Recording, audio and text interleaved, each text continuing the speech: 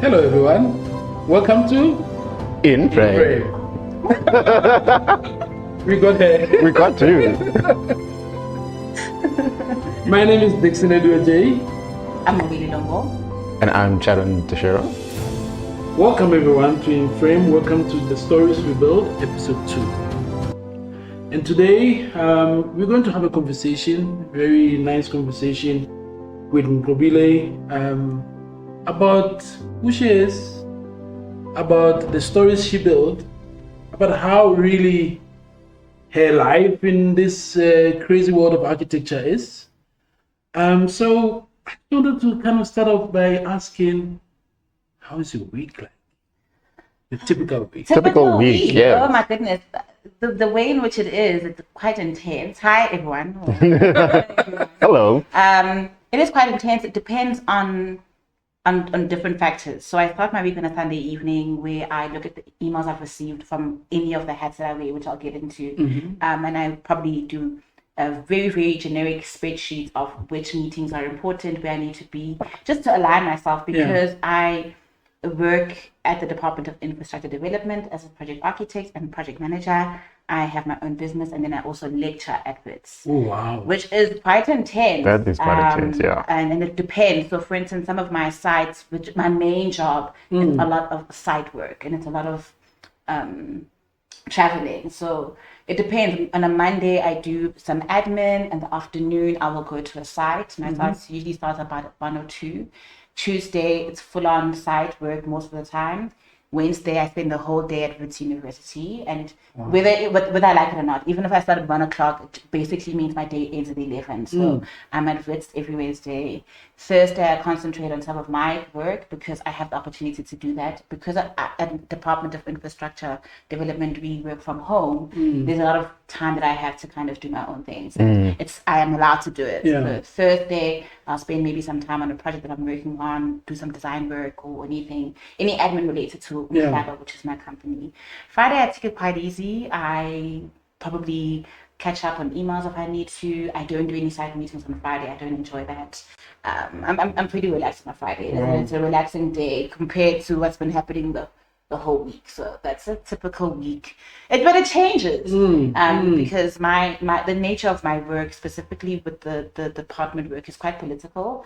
And I could be told that I have a meeting that I have to present on a Tuesday and a Monday evening. So it constantly is changing. I wish it sounded like there was some structure. I really do. I think it would be lovely, but it's fine. The way that it is right now is quite fluid, and I quite enjoy that. So that's a typical week. Then Friday evening, Saturday, Sunday, I live my life. Wow. That's a lot to kind of grapple with, having to sort of teach, manage, design, and all those things. I mean, I think all the conversations we've had, we've actually realized that almost every architect is doubling up or doing something else. Doing something else. Yeah. Which is quite interesting to know that you're actually not alone when you hear other people sharing that. You're actually not alone. But I think for me, what is fascinating, or what will be nice to kind of hear in this episode also, as we talk about the stories we build, is as a woman in this male-dominated industry. Are there any challenges, even if they are? Are there?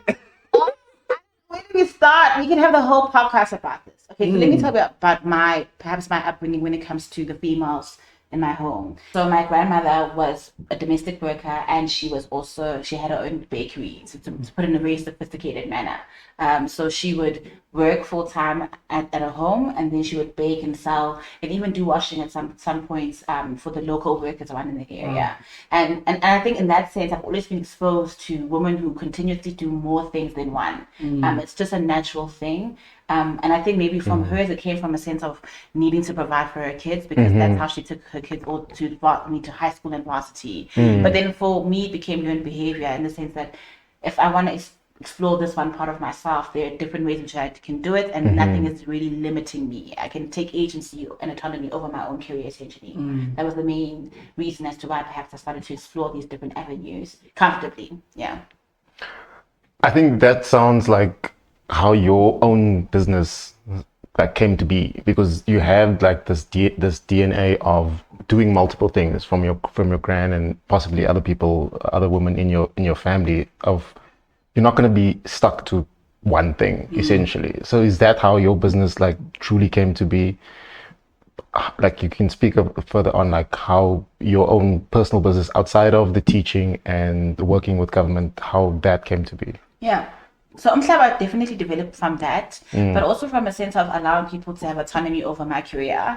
I am quite career driven, I like to believe, and I felt that because it is a male dominated industry, there were certain situations where I could attribute to racism or patriarchy and not being able to progress and move forward. So I think that was at the back of my head, and I think COVID then was the big, ding dong for me. We were told that our salaries, we were not going to receive them in full, and I couldn't believe I could have somebody could have so much control over my life, and I didn't like that feeling. And I thought that let me do something about this.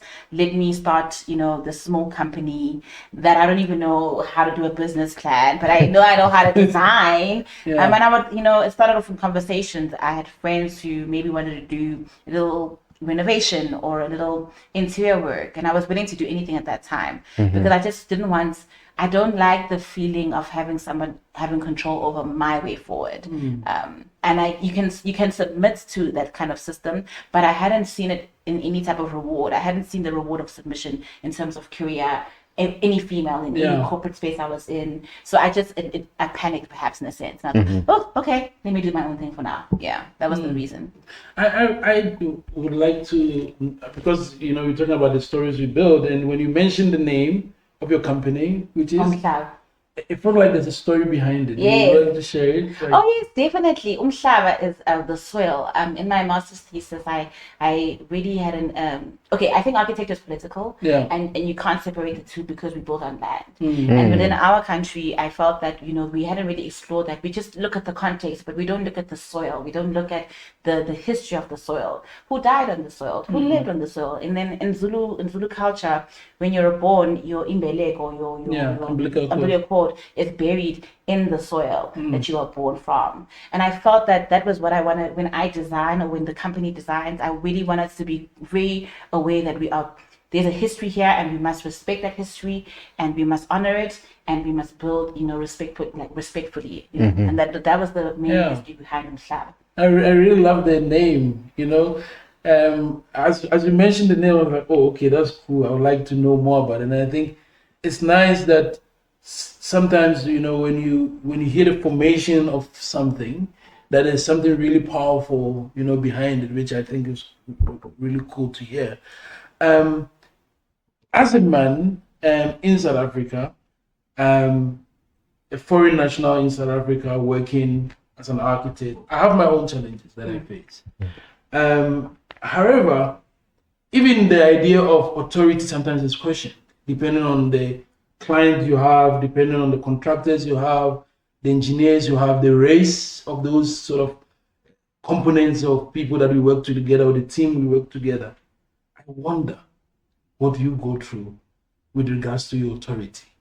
Oh, so much. I just want to perhaps say, in order to practice as a female in this field, specifically a black one, it's so important to have a support system. I have an amazing support system. I have amazing friends. I have amazing family that I can just call and be like, you won't believe what happened on sites today. Or, you won't believe what I've had to deal with, even in branches and things like that. So the support system's been paramount to me still being in the industry, because it is intense. I can't even articulate the kind of little nuances that one experiences on site. Even now, like my public sector job, where it is quite political, it is very interfaced with the community, and then it's like, okay, I've already had to deal with the politics of the site, I've already had to deal with the community, and then I have to deal with the project manager who thinks I don't know what I'm doing. And it's like then also the internal part of me, maybe the reason why I even studied project management was to say I don't want to feel like I don't know what I'm saying. I don't want anybody to have the opportunity to tell me that no, To call you out on it. call me out on it. So let me ensure that I'm backed up and I have got my things in order,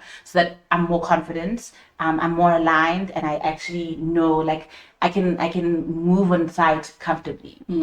But it's tough. It's not an easy industry, and I don't know if we've reached a point where the rewards kind of overcome that, because I've seen a lot of women break. Like many women have got to like, being admitted into mental institutions, or they'll have like depression, all these other things that you have to deal with, where I don't know if it's worth it. I don't know if I can say to another woman, this is the great opportunity. You're gonna get paid amazing, and then also you're gonna deal with, men, and then, and You're gonna deal with men. No, it's a problem. I mean, I remember I worked in this other firm where they gave us a list of things that we could not wear, and I mean, it's innocent perhaps, but to tell me that I can't wear something revealing, I'm in a firm, like that's the least of my concern. I have had to ensure that there's a design, that there's an interface, that there's something that takes place. So it's a lot. Men have to do a lot of work in the industry, but it's fine.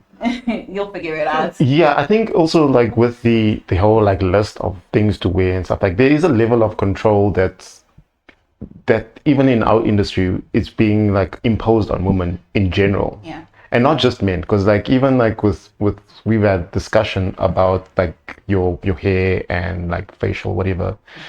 But even like as a woman, like how do you counsel or speak to other women in when something like this happens, because it can't be an isolated incident. Accurate. Yeah. I think for me, as I said, I started off with the support. You have to ensure that you have an amazing support system. If you can't build one, if you feel that you mentally or emotionally can't handle being direct, or you can't be assertive, but it feels like it takes away from you, go to therapy. So do the small things that you need to do in order to come out a little bit more assertive in like who you are, and also like to stay true to yourself. I'm a whimsical person. I like laughing. I'm fun. I think, but I'm also Yes, you are. but I'm also quite direct. I love my details. I don't like it when things are not working out. I mean, there's a reason why I'm an architect. I love beautiful things, and I'm not going to shy away from having those tough conversations and saying, well, I can still be whimsical and still get things done, right? So that's another thing, staying true to who you are, and maybe even trying to outsource that. I had a really amazing opportunity where I worked at Cohen & Garson Architects. It was an all-female owned firm, and they had these like, I had never seen that lifestyle that I wanted for myself, where they had full-on families, and they were doing amazing design work. I mean, they've done the Ritz Art Museum, we were working on the UMP. So they had this quality where at 3:00 we would see kids coming into the office, and I thought, okay, This is cool. this is lovely. something I can aspire to, and I didn't see that. It took me working in a space like that to kind of understand, what I need to do. They had boundaries. They wouldn't do. There was certain work that they would never do. They didn't do malls. Yet they had the backing financially, but they also knew, like, they were so true to who they were, and it worked to their advantage. And I think that was also like a life-changing experience for me. I mean, it was a year, but it set the goal. It set. I could see these women. It didn't even matter that they were not my color, but I could see them, and I thought, okay, this is possible. They have a good quality of life, which really matters to me. They have good values, which also matters to me, which I didn't think mattered in practice. But they don't want to design undignified spaces. They won't take. So making sure that you stay true to yourself, and perhaps finding somebody who's aligned to your value system. Aligned to how you even like to design. Are you wanting to be in a space where you design everything, or you are continuously like sleep deprived? Is that your vibe? Then find somebody like that and go to your tribe. Or do you like people who live a bit? So I think that you have to stay true to yourself. You have to have an amazing support system, but staying true to yourself is like a lot of critical work also. It's like, who am I? And you have to really know who you are. And unfortunately, it comes out, you have to do it maybe faster than the men would have to. Like you guys. I like it when you say that, man. You guys, because you kind of have the ability to decide, I want to be a director, and then you can go towards it. That's true. Whereas I have to be like, what does it mean to be a director? Are they gonna actually even accept me? Like, are we aligned? You don't have to do that work. They can figure it out and see you later. I mean, when we talk about having a practice, which I do myself, and you, one of the things that comes to mind is this idea of gatekeeping, right? I always think, at what time would we get work, or would you do certain work because of just merit? Because of just the fact that actually your work was the best, your design is the best, not because you've got a certain network, not because you know certain people, And I'm just wondering, how are you navigating that? Because I think, like, if you've had a practice for 5 years, I think that still there are moments where maybe you've submitted a design proposal and you really felt deep inside you that this is my project. This is the one. This is the one. And at the end of the day, it is not it. And then you see the one that won the project, you're like, but how? Yeah. How are you navigating that? Like this whole idea of gatekeeping, the network. It's almost like you have to, I don't know, you have to be born with some connections Silver or spoon, I don't know, whatever. Well, you do have to be born with a silver spoon.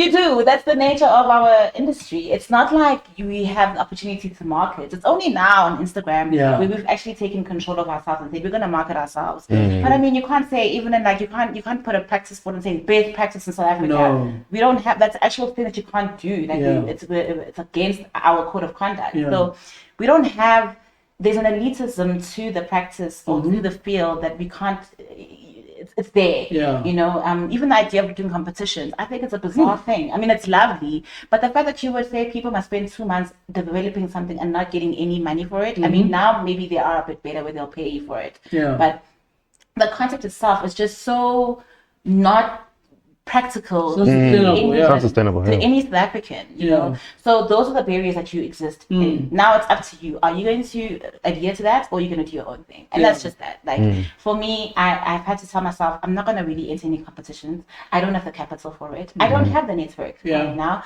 I wish I could. I wish I could. But I have to network through my friends, and I'm growing with my markets, right? So it's my friends who are buying houses, or friends of friends who are buying houses, or family who's doing this. And in terms of the Umhlaba side, that's the way in which I'm growing. And I'm quite comfortable with it in a sense, because if I want more, then I would obviously have to put myself out more, perhaps travel more and network, I don't know, chat, do more podcasts, and take that more seriously. Because that's another way. What I love about social media is that it's broken that barrier. So it really is up to you. That are you gonna stay crying about the fact that you're not getting any clients, or are you going to be out there paying 150 rand for 3-day ads on Instagram, or are you going to draw every day and upload it every day? There's a whole, it's broken that barrier, and it's also the clientele is also different. That's true. That we don't have they're rigid clients. Also the clients, most of them, they're growing with you. They don't know if they need an architect. They had a draftsman before.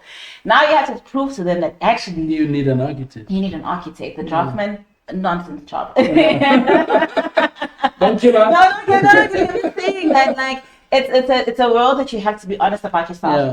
As I said, for me, yes, you can also decide to be a change agent, and there's ways in which you can do that. But that's true. For me, it's like having my own space that I can do things that matter to me in a way that is impactful, and how I want to live in the world is quite important. If you want to be like a star architect, then deal with what that comes with. Even if as a female, I think it's an amazing thing to want, but it's so taxing. Are you willing to actually sacrifice your mental health, family life, or so public sector wise, are you going to take everything that the community says to heart when they say that they don't like the ANC and you guys are doing a bad job? You are a bad person. You know what I mean? So you have to have there's no other way. Men or women in this situation, you have to be strong. It's just that you have to be a little bit more prepared as a female, because nobody prepares you. I remember the first time I was working in a firm, I was like, I imagine I'm such a confident woman. I used to whisper in meetings. I had no idea how to articulate myself. Like, they'd be like, "Nqobile, what do you think?" I'd be like, "I think that." You whispering, you go, That's so weird, right? But I realized that I didn't have that in me. I mean, I can say I've seen my parents work, but they never told me how to act in a boardroom, or how to get your idea sold and understood. It's just a whole ball game, Because I think even like second, third, or fourth generation architects that we studied with, we all know some or many of them, they came in with that confidence. Yeah. They came into class and school, and even obviously in their work environment. They're like, they don't need to whisper essentially in the meetings, because they've got generations of backing of that. Yeah. And we didn't really come up with that. We just arrived. We just arrived. Some of us are even some of us are like the first people to have studied to get a master's or a Literally. degree. Yeah. Gone to university, Yeah. let alone finish high school. Amazing. They do a master's. Oh my goodness, you know. Yeah. And I think we should be more honest about that. I don't think we're very honest about that. What does it feel like to be the first person to go to varsity? Yeah. Like now, I think with the Wits, like being at Wits, it allows me to, because I'm a bit more confident and I'm a bit more, I can love through lecturing, and I can say, listen, it's tough, but let's do this together. You know. And I love, that's why lecturing is so important to me, because it's my way of saying I struggled with university. Oh my goodness, I did. Everything was I never understood that. I didn't know that people could even have cars like at my age. I was like, what is this one to have a car? And then we're expected to travel the whole of Johannesburg, and we don't even have a car. It was insane. So the lecturing is a part of like the love back, where I say, okay, this is how I give my love back to this field that really is painful. Do you think you lead in a particular way as a female? Do you think that, you know, in your practice or even at work, in places where you have leadership role, do you think that you lead in a different way as a female, or if you compare your sort of leadership style or way, do you think it's similar to how we as men lead, or do you think there's something special or something unique about how you lead? I try to shy away from that, because I think that men lead really well when it comes to construction. I won't lie. I think that you guys know what you're doing. I feel as though you're quite assertive. You can get your points across because there's no emotion to it, right? I think that sometimes with females, there's a lot of emotion to it that we don't really like. If a client says, I don't like this drawing, sometimes you contrast it, they don't like me. Whereas you guys are really much, they don't like the drawing, let's do this, let's do that, let's do this. So there is a balance. There is something to learn, I think, from that. For me, my experience is that maybe my emotional part, I've learned to kind of really reduce that just to move forward. Because I feel like with men, you guys, you can have a site meeting and it's intense, and then afterwards you have drinks, you know? And that's bizarre, because with women, it's like you have a site meeting and then afterwards it's a whole WhatsApp chat of, you don't believe what you said, you know? So there's like that, there's a part of it where there's a practicality in which you guys approach sites, which I think works to the advantage of the project, in my experience. But then there's also a part where it's just your egos take control. And that is always funny to me, because like, what are we doing here? Are we actually having a conversation? But there's a time limit to it. You know, there's a bride that will happen afterwards. There's a walkabout that will happen. So there's not a lot of animosity. That's maybe my experience with. I feel like when it just comes to doing the thing, as a man, you're able to get it done. As a female, I am able to get it done. I have to reduce a lot of my emotional expectations. I also have to learn how to communicate effectively. That's been a big thing for me. I have to understand stakeholder management. I've got a team of people. I've got a politician here. I've got a project manager. I've got a community member. And I have to speak a language that every one of them can understand. How do I get that going without being too technical, you know? So that maybe was to my advantage. Because I think as males, we don't always easily choose those roles or even like adapt to that kind of environment. Because like you mentioned, loving back to the community, i.e. teaching at Wits, I think there's a level of compassion that females have in terms of their approach to architecture that males don't really have, because it's like you say, very pragmatic in our responses and our answers, and even like going for drinks afterwards. It's like, it's not emotional.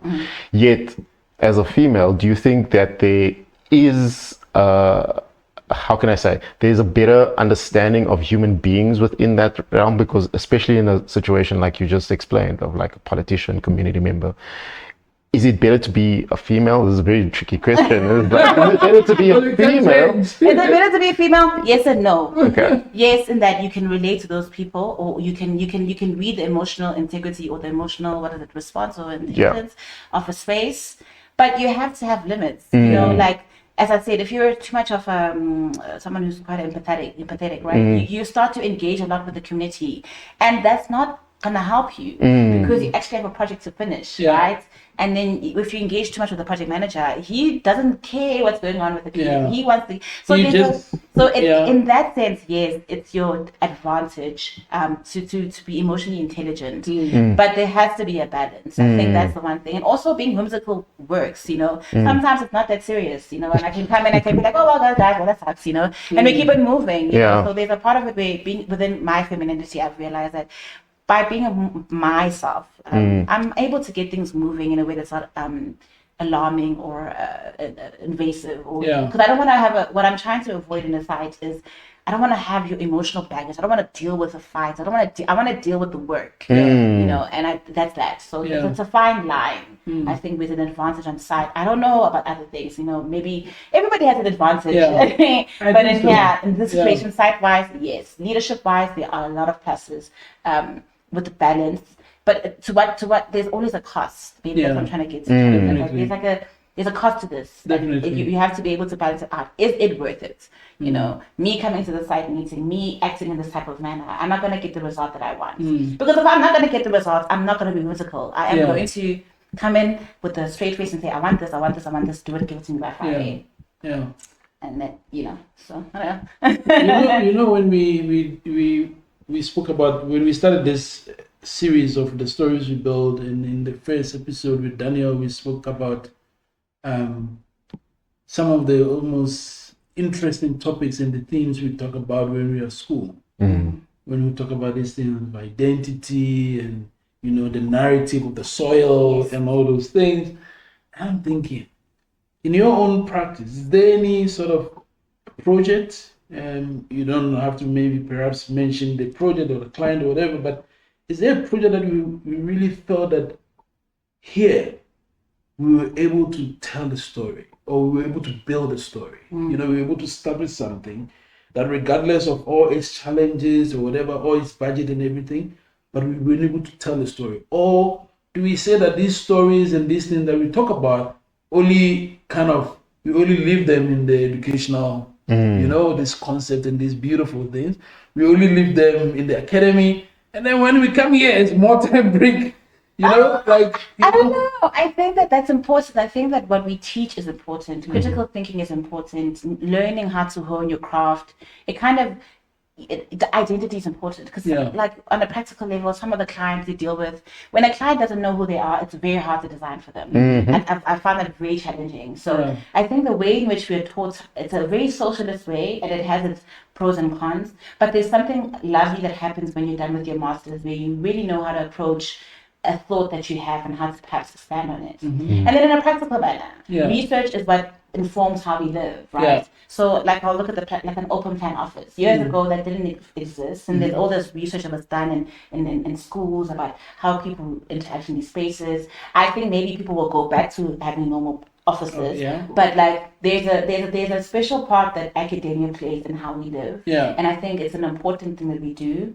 Where we miss it maybe is the God complex. I think sometimes some people will say architecture is going to save the world, and I don't think it's going to save the world. I just think when you look at it, you play a part, but you also have a job. That's a job, and it's a vocation, or you can call it that, but you decide to what level you want to explore that. So I found with Umhlaba that I had the opportunity to design and do it in my way, and even express myself in that type of way to clients who's willing, because the client also has to be willing. That's why I said earlier on that it's more like a value thing. Does the client value an architect, or do they want to have someone to just build and go? And also, where am I? Do I have the funds to show them this, or do I actually need to pay salaries? I need to build and go, you know, in a sense. So it's that there's that fine, beautiful play that we have when it comes to design and critical thinking, and the school of thought of architecture is something that I respect very well. When you decide now as a practitioner, where does this crossover happen, right? And you have autonomy over that. So like in public sector, it does not cross over. I am not designing, and I wish I was, beautiful spaces where kids will be at their optimum. But there are firms that are doing that. Hugo Design Firm is an amazing firm doing amazing like educational work. And if that's my calling and if that's my vocation, I didn't go work in a space like that, right? But mine right now is impact. That's why I'm at public sector. So that matters to me, you know. And even in construction, because a lot of the project management work is also understanding. I felt that I didn't know how to handle site. I had the beautiful ideas. I was just nervous on site, and I was nervous in the boardroom, and I didn't know what to do about it. And I couldn't approach them and say, "Oh, can you please help me?" I thought, let me get my stuff in order, and then come to it. I'm struggling with this. So there is a fine play between the two. You just have to decide you. Where are you? What are you? That's what you end up knowing in masters. And if you don't want to do architecture also in the practical sense of building, it's completely fine. You know, you can go and do other things, and there's other avenues. You can draw. You can become a little like Daniel's an artist, right? He had his own studio. You can do that, and it must fulfill you. But for me, the idea was that I want to be able to do stage 1 to stage 6 comfortably. I don't want any hiccups. I want to feel confident, and that's me. So I always make sure that I hone the one and the other. But I don't just I love what architecture teaches us. It's sad if you feel that it's not enough for you, but when you unlock it, when you understand it, I know how to think, even in how to approach a problem. I know how to solve this problem. What's the actual idea? What's the concept of this problem? You know, you can kind of approach it in that manner. But if you start thinking that you have a God complex and you're going to say, you're not going to make any money. And if that's what you want, that's fine. I think, I mean, mentioning the God complex but that starts in like education. That starts in architectural schools. How have you kind of bridged that gap between your students that you're teaching at BITS and like to prepare them for the world of like, there's no God complex out there. You can't have it. I mean, even like allow them to dream and believe that they can. I mean, we should all dream and like have that kind of like imagination and stuff. But there is also a level of reality. I don't think it's my thing. I think they'll figure it out. I think they will. I think they'll figure it out because like you take 2 weeks to do a design, and in the real world it takes like 2 years. And then also there's times where the client will run out of money. So that design idea stands. You know, or like there are so many. If critically thinking, the idea of architecture, I believe, is that you solve problems, right? And if that's what you want to do, you will do that every single day, whatever the problem looks like. Now, whether it becomes you want to save the world, that's fine. But even saving the world, there's problems. So I don't think mine is to tell them that. I think they'll figure it out the same way I figured it out, and they will know what to do. The idea I would leave with varsity that it teaches you to know what to do. I mean, I started studying here in South Africa, I think in 2014, and you know, the landscape of the lecturers that we had, the examiners, the reviewers that we had was different to what I'm seeing now. You know, now I get invited to several universities as a reviewer, and in the past, you sit as a student and your panel feel like people that you don't know. You know, they are all male, old, white, you know? And sometimes you feel lost even when they are giving you feedback, or you feel as if they don't even understand you, you know? And it was so challenging, right? And so for me, like this, right now when I look around and when I go to like reviews and I see my colleagues that I'm reviewing with, and I see black female, black male, young, and giving feedback. For me, it becomes so interesting and so enriching, you know, to kind of see what's happening. And so in my mind, I just keep asking myself, like, these conversations around this idea of gender, is it becoming meaningful? Or is it because we just adding to the numbers to say, oh, well, we just need a black male there to, you know, to say that there's equality. Or, you know, how do we feel about it? Do we feel like there's really a meaningful impact to what is happening, the change that is happening? Or we are just being there for the sake of being there? You know, most of the time when I go for reviews, I want to leave the review asking the student, did you really learn something from what I just said? You know, it's not just about me just leaving here and giving you a mark. You know, I mean, then they could have just sent their drawings to me for me to just mark it. But the conversations we just had here, what have you learned from And sometimes I even ask them to give me back. I ask them, tell me, what did you take from this review? Yeah. Right? And so I just want to know, like, do you think that we've gotten to a point whereby these conversations we are having about the stories we are building as male, black architects, black female, is it becoming meaningful? Or are it's just like... I think it's important. Even, okay, here I'll find even quite what is it called? Polarizing. Even if it's just a matter of you being there, it's quite important, because it's important for another black student to see you there, right? So that's just by being there, it's important. That's it. You matter. I used to do grade 9 maths learning on a Saturday with students, right? And we had a particular class that had a lot of males, boys, and when we would teach, some of the boys would put up their hands, right? But as soon as we had someone of color, the boys would even come and even stay during lunch to understand the concepts. So there's something about seeing someone that looks like you that makes you feel more comfortable, and that's very important. That's like that solves the first issue. Whether it is now a point of impact or a point of being able to change things, I'm not really sure yet, because the university itself, also what I've just discovered, is its own little space with its own little politics and own things, and how do you move ahead in that space? Very tough, right? So you decide, what is my place of impact in the situation? And for me right now, it's that when a student is struggling, they're able to comfortably come to me and say, I don't understand what you're saying in the lecture. Please elaborate. And sometimes to its core, like even a language barrier. I'm dealing with first year students, and some of them, they just made it out of the hood, right? And then here comes Nqobile with these incredibly complex things of details and steel and da, da, da, da. And I'm like, I can hear this person struggling with just the basics of the language, and how do I make it more comfortable? Do I speak the same language as they do?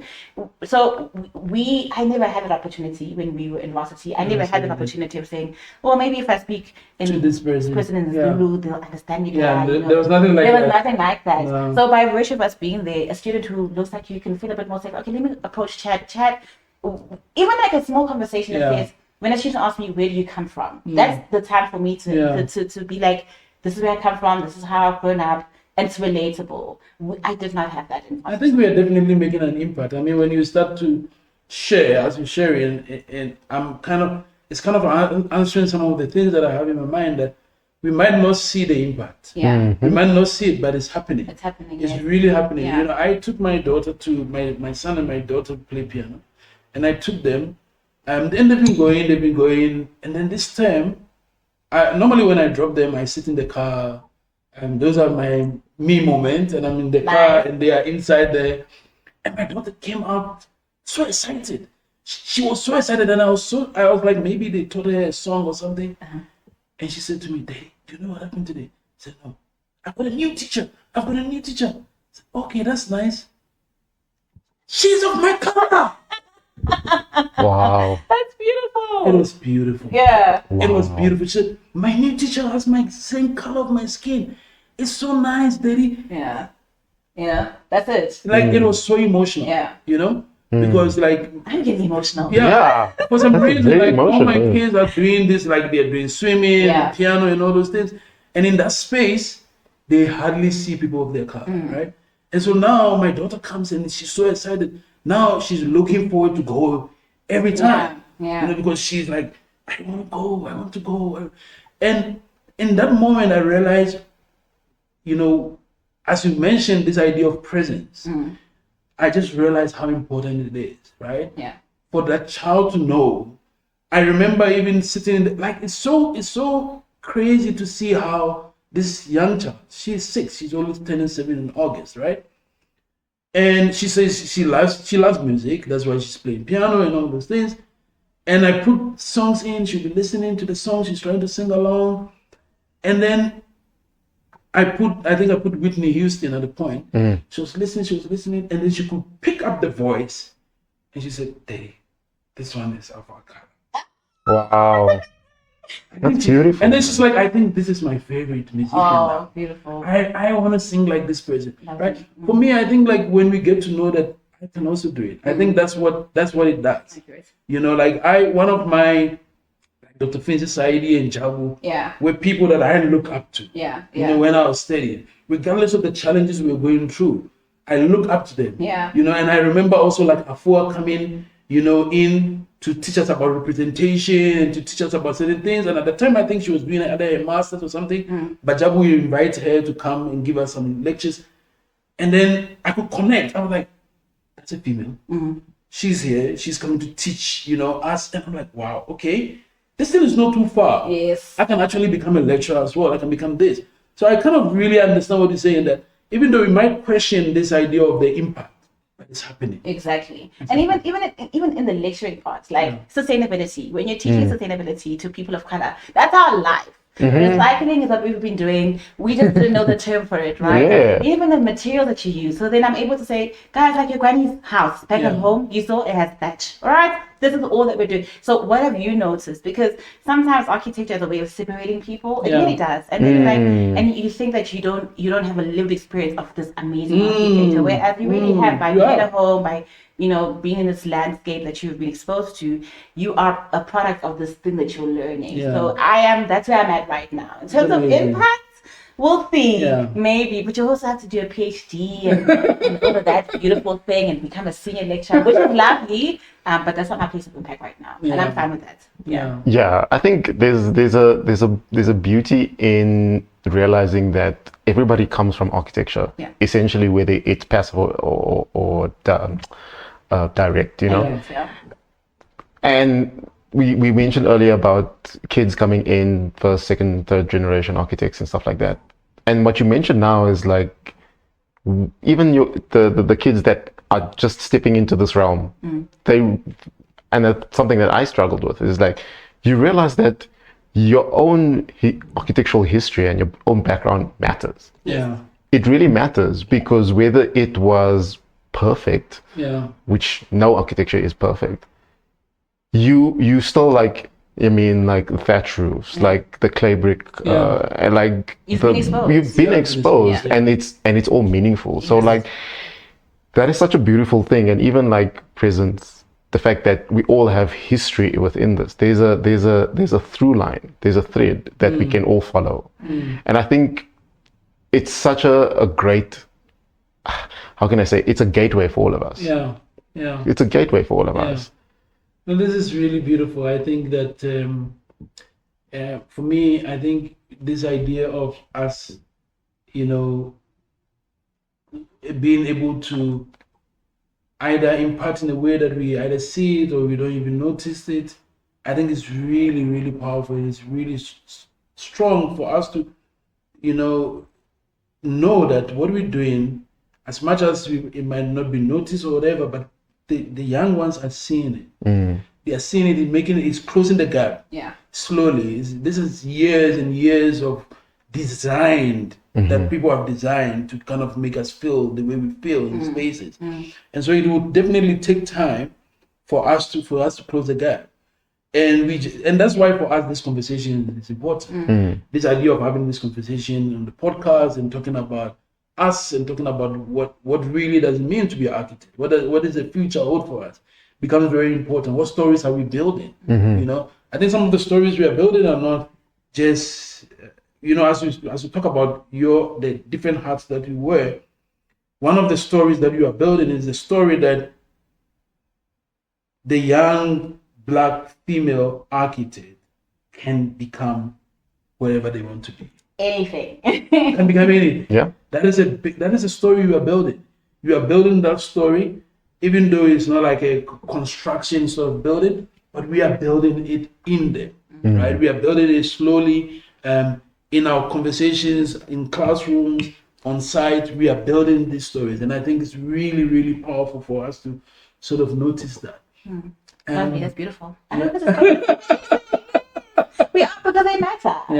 As much as it's like we live in this world, and I think it's important. Like for me, freedom is deciding what I want to do, and what I want to be, and how I want to do it. That's a very important thing for me. I remember working in a space where it was incredibly tough. Like, I think I lost weight, or maybe I gained, who knows? But I really struggled in this space. And I remember going to like a lecturer or mentor of mine and saying, I don't know what to do here, and he was like, oh no, just maybe become a little bit more political. And I'm thinking, I did not sign up to be a freedom fighter. I signed up to be an architect. And then I had to say, am I going to continue in this space? No, but I left. and that's a decision that you have. What do I want to be in this space, and what are the sacrifices I can make, and to ensure that I get what I want. Yeah.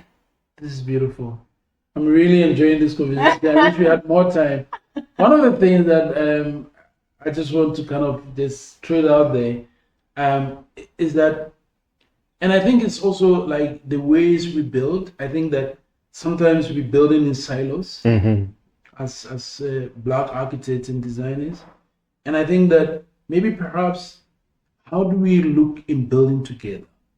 You know, I think that the whole colonial project almost kind of separated our thinking of the Ubuntu, the working together, and all those things, right? Whereas right now, in practice, if you look at the big firms, all the big firms are not silos. They have like 5, 6 directors, and then when you come into our space, I've got AAA, you've got something, somebody else got something. We've got these different silos, right? And so for me, I think that, I don't know, in future, as we keep talking in this podcast, it'll be interesting to discuss how do we build the stories together? You know, how do we build together as I don't know, whether even if you are working on your own, how do we come together at a point to build a certain story, you know, to build something, and then maybe you can go back to our own spaces or whatever. But it's something that is on my mind a lot, you know, to say, yes, we are building these stories, but it feels like they are very individual sort of stories that we are building. Is there a way that we can build together? Yeah. I think that's a really interesting observation, and I think maybe it's like the idea of what does collaboration mean. I mean, that's why these pieces are quite important. I mean, you have 3 amazing architects on this table, but you know, collaboration is a tough thing, and it's like you have to expose yourself. I've been fortunate in that the people, it's always a friend of a friend of a friend does this and that, and that's trust. And that's alignment, and that's values, and then saying, oh, okay, so and so. I mean, I know that you guys do some work together. So and so is aligned with my values. Let's work together. And I think it's more exposure. So yes, we are in silos right now, but I do think that spaces like this matter. I think that we're getting to a space as social media has broken those barriers. You're getting random DMs and random coffees and let's chill. What are you about? So we are in this space where anything can happen. Where if we can be patient with ourselves, right? I believe that we're at the mouth. We're the first to come here and do our own thing. You like this and you do this, and let's give ourselves some time. And at some point, I think we'll merge and we'll do better things. But the space of collaboration is there. I see it's in academia a lot. Even in the work I do in the public sector, you know, whether you like it or not, you have to work together, but you have to trust each other. And there's elements in public sector, corruption, whatever the case is.